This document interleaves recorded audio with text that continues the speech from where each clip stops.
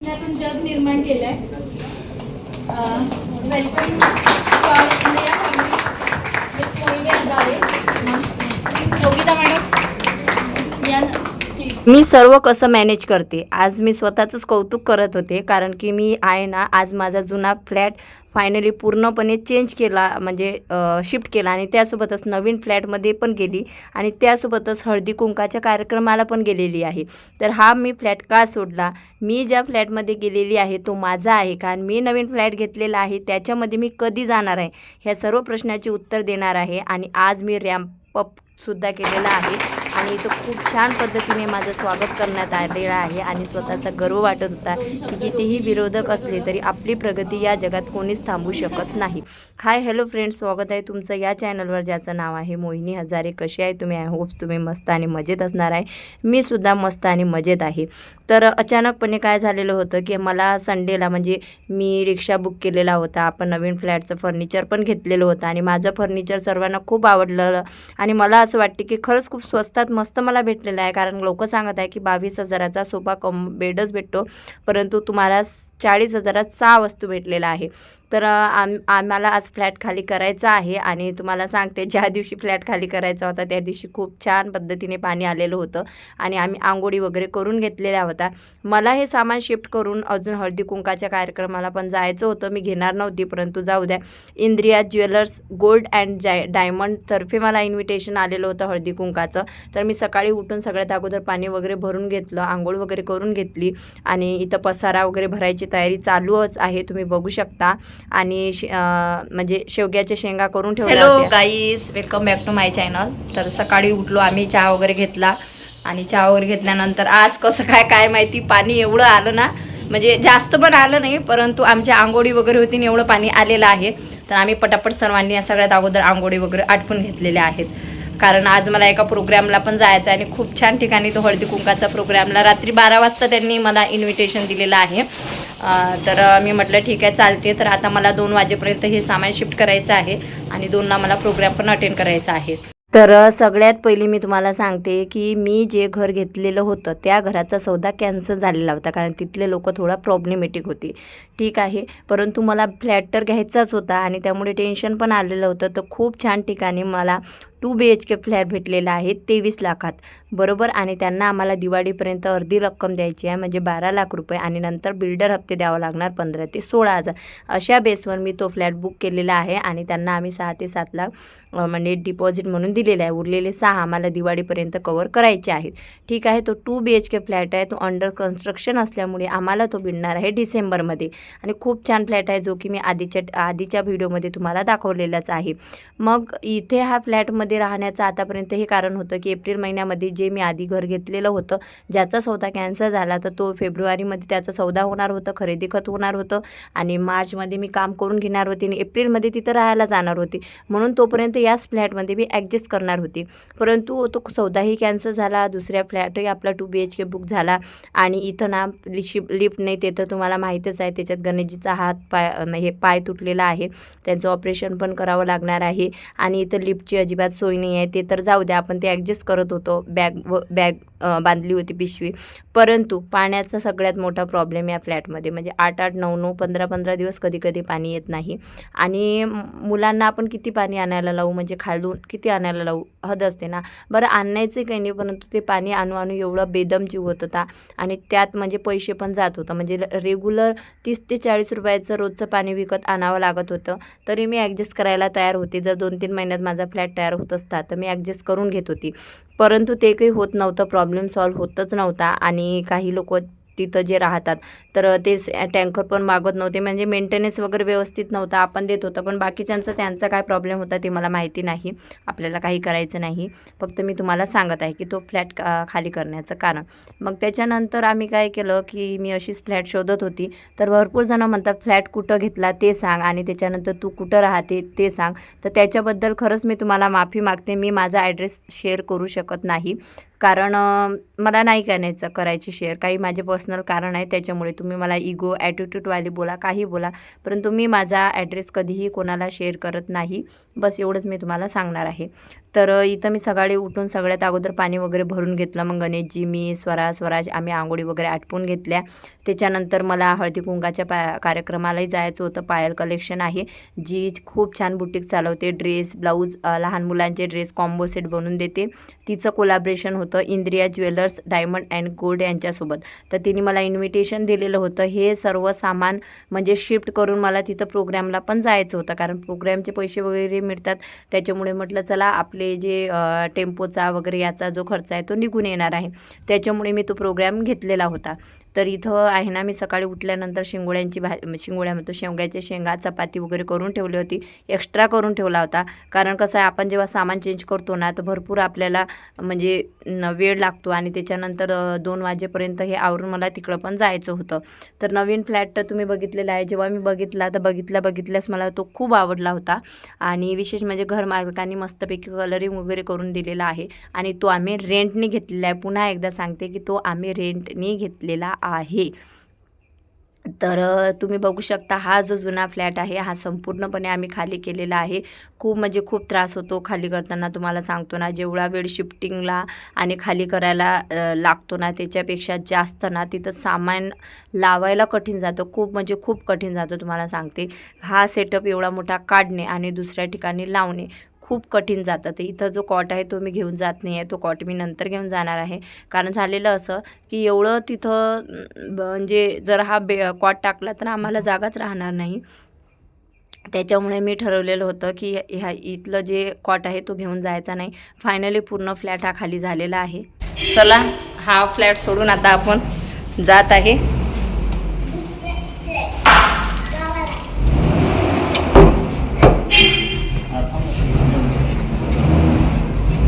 आता तुम्ही कसे चालसाल?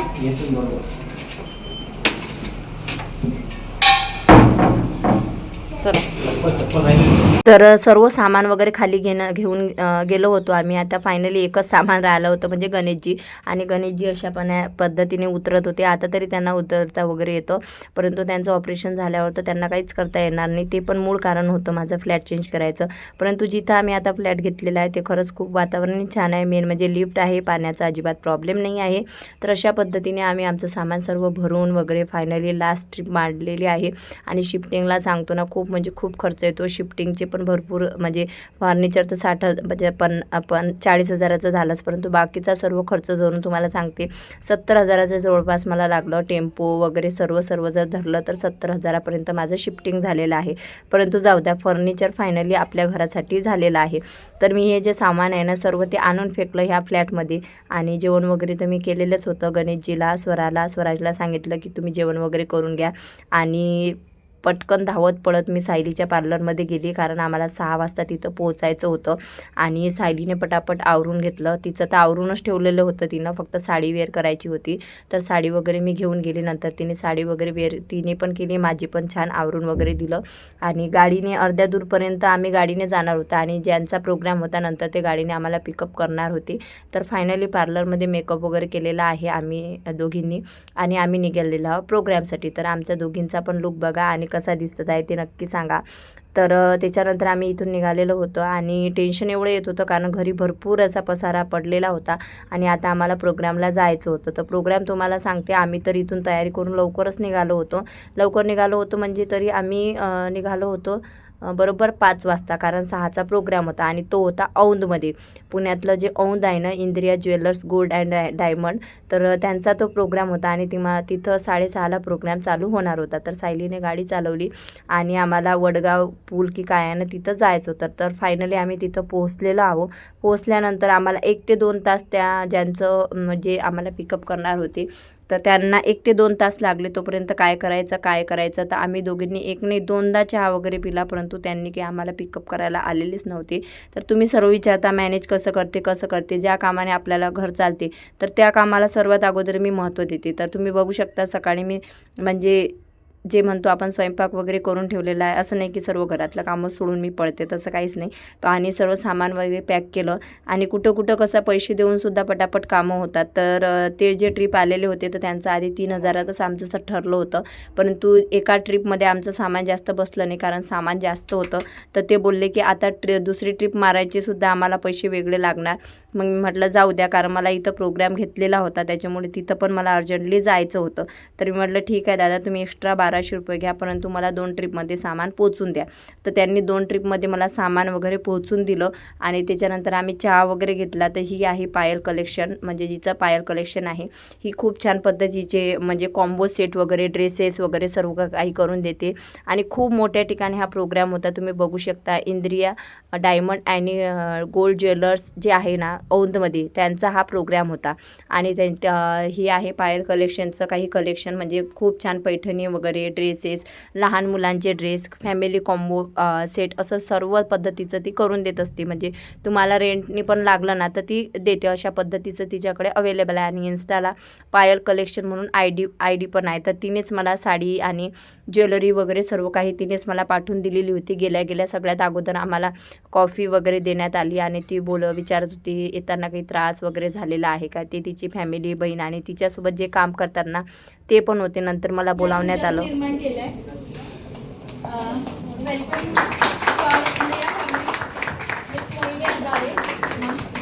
योगिता मॅडम या प्लीज.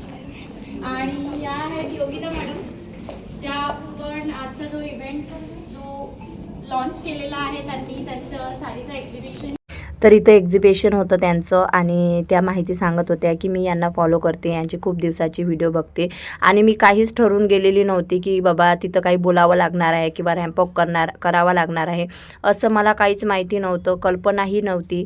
परंतु सगळ्यात अगोदर माझं स्वागत करण्यात आलं होतं. आणि हे म्हणजे माझ्यासाठी खूप अभिमानाची आणि गर्वाची गोष्ट होती की जर इंद्रिया ज्वेलर्स, डायमंड आणि यांच्यासोबत जर कोलॅबरेशनमध्ये मला बोलत आहे, अतिथी म्हणून बोलत आहे, माझं स्वागत करत आहे, त्यासाठी हे म्हणजे माझ्यासाठी तरी बिग अचिव्हमेंट होती.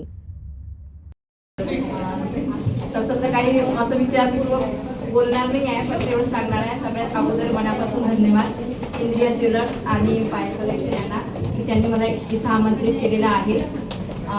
एकच सांगायचं आहे की प्रत्येक स्त्री ही जननी आहे, त्याच्यामुळे प्रत्येक स्त्रीने स्वतःला घडवलं पाहिजे. कारण परिस्थिती ही सांगून येत नसते की आपली साथ कोण कुठपर्यंत देणार आणि कोण आपली साथ कुठपर्यंत सोडणार.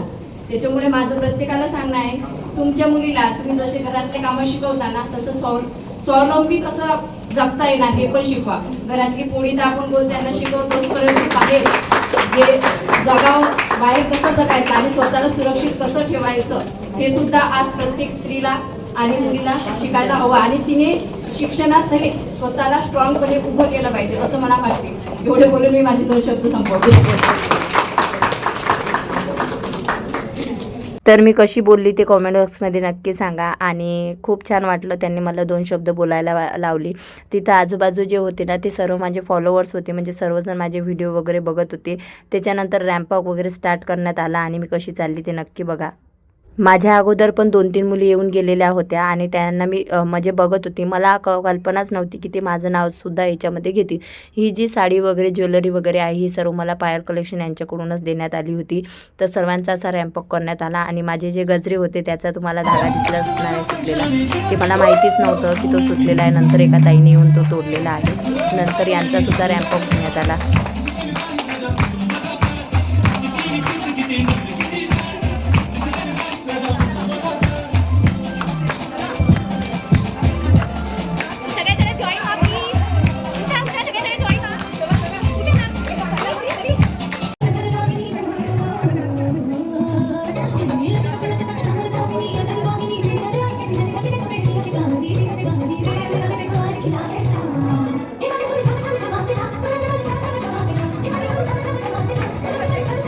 खूप छान पद्धतीने कार्यक्रम करण्यात आला. त्याच्यानंतर हळदी कुंकाचा कार्यक्रम करण्यात आला.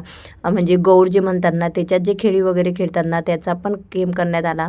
त्याच्यानंतर सर्वांचे स्वागत वगैरे आभार प्रदर्शन झालं आणि खूप छान असं म्हणजे इंद्रिया ज्वेलर्सकडून सुद्धा गिफ्ट भेटलं आणि पायल कलेक्शनकडून सुद्धा गिफ्ट भेटलेलं आहे.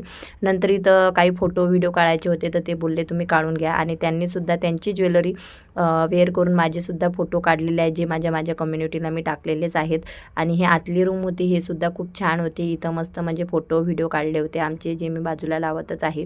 तर माझे फोटो व्हिडिओ कसे आले ते कमेंट बॉक्समध्ये नक्कीच सांगा आणि आजचा ब्लॉग तुम्हाला कसा वाटला ते नक्कीच सांगा. नंतर आम्ही इंद्रिया ज्वेलर्समधून निघत होतो, तर त्या मॅडमने थँक्यू सो मच बोलल्या की तुम्ही आमच्या इथं आले, आमचे ब्लॉग वगैरे शूट केले.